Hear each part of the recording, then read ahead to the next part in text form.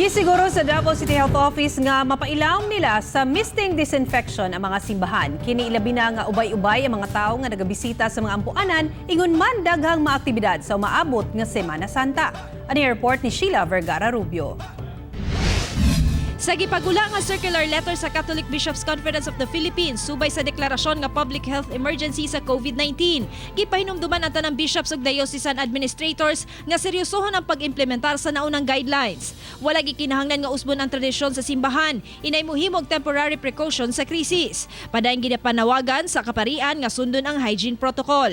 Alang sa mga dunay sakit, likayan una ang pagtambong sa liturgical assemblies, inay mutan-aw na lang una sa misa sa TV o social media. Giagni sa CBCP ang katawhan nga mo'y modesider kalabot sa panawagan sa DOH nga likayan ang mass gathering. Dugang usab sa kabag-ohang ipatuman, mao ang pagduol sa mamuhatag og donasyon ngadto sa collector ug dili na ipasa-pasa pa ang collection bag.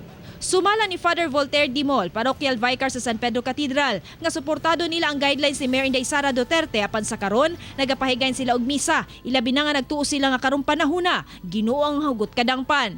Ang mga tao walay lain nga maduulan dining panahon sa kahadlok ug kalibog kun dili mo balik gyud ta sa Ginoo. So it's sign of the times pod ni siya nga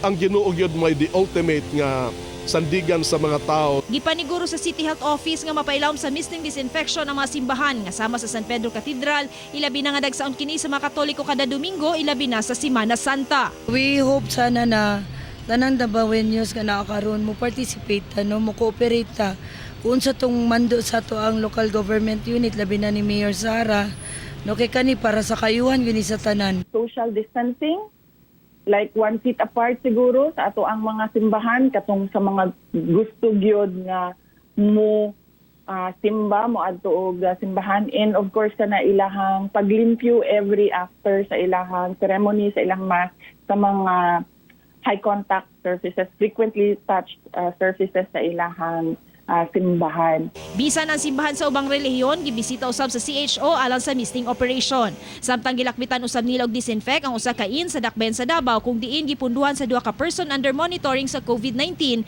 nga gikan sa Rangani. Karong gabi ipailawom sa disinfection ang mga palengke sa Dakbayan. Kauban si Bebot Kahes sa kamera, ako si Sheila